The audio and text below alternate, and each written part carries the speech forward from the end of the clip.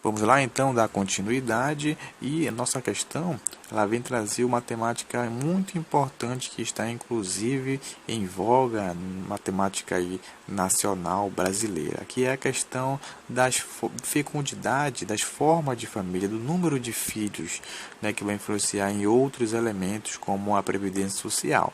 Então aqui na nossa questão nós temos aqui um gráfico, né, que tem o seguinte título: o número de filhos por casal diminui rapidamente para a maioria dos economistas, e isso representa um alerta para o futuro. Então vamos identificar alguns elementos aqui do gráfico. Nós temos os países identificados: Brasil, China, Coreia do Sul, Portugal, Estados Unidos e Japão, mais à esquerda, e nós temos aí os anos na base de 1970 e vai até 2010, tá? Então, essa é a leitura do gráfico. Além disso, nós temos aí a taxa de fecundidade total, que vai de 5,8 e vai decrescendo, perpassando em 1980 para 4,4, 1990 para 2,9, em 2000 2,4 e em 2010 1,9. Então essa é a taxa de fecundidade total e percebemos um decréscimo dessa taxa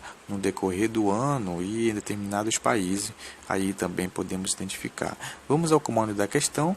Uma consequência socioeconômica para os países que vivenciam o fenômeno demográfico ilustrado é a diminuição da alternativa A, oferta de mão de obra nacional; alternativa B, média de expectativa de vida; alternativa C, disponibilidade de serviços de saúde; alternativa D, despesa de natureza previdenciária; alternativa E, imigração de trabalhadores qualificados, tá? Então aí perceba que é uma diminuição, tá? Então é isso que ele quer identificar. Muita atenção ao comando da questão.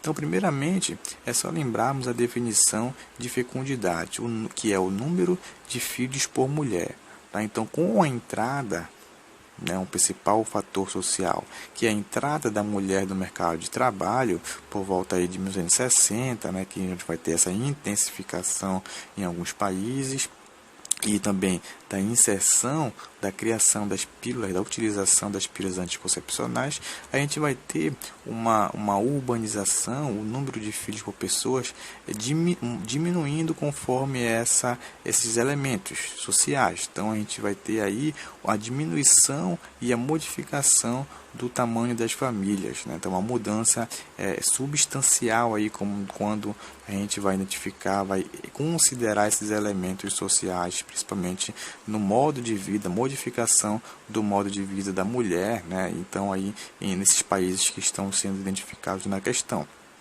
Então, são cada vez menores esse número de filhos por mulher. Então, o que a gente tem como consequência? No futuro próximo, entrarão no mercado de trabalho, mas não serão em número suficiente para substituir os que se aposentaram. Então, a mão de obra, devido a essa diminuição do número de filhos por mulher, não será suficiente para manter, por exemplo, uma população mais envelhecida, na medida em que a população mais jovem que arca com os custos da população mais envelhecida. Então, dessa forma, a gente vai ter uma diminuição da oferta de mão de obra por conta dessa diminuição da fecundidade, por consequência dessa mão de obra a longo prazo. Então, nos países europeus, por exemplo, e no Japão, a população ela já se encontra envelhecida, e as natalidades e a fecundidade são baixas e já sentem a falta de mão de obra. Então, a principal consequência desse processo aí de diminuição da taxa de fecundidade vai ser justamente por essa diminuição da oferta de mão de obra nacional, sendo consequência principal desse processo. Aí a gente vai ter diversos processos que nós estamos também até discutindo aqui no Brasil, que é a questão da reforma da Previdência, dessa necessidade ou não e de que forma está sendo realizada essa reforma, justamente por conta dessa diminuição da taxa de fecundidade, que está ocorrendo em diversos países no mundo todo, e esse envelhecimento da população e essa consequentemente baixa no que diz respeito a essa mão de obra, falta de mão de obra no mercado de trabalho, tá ok? Então a nossa alternativa correta é a alternativa A. Grande abraço.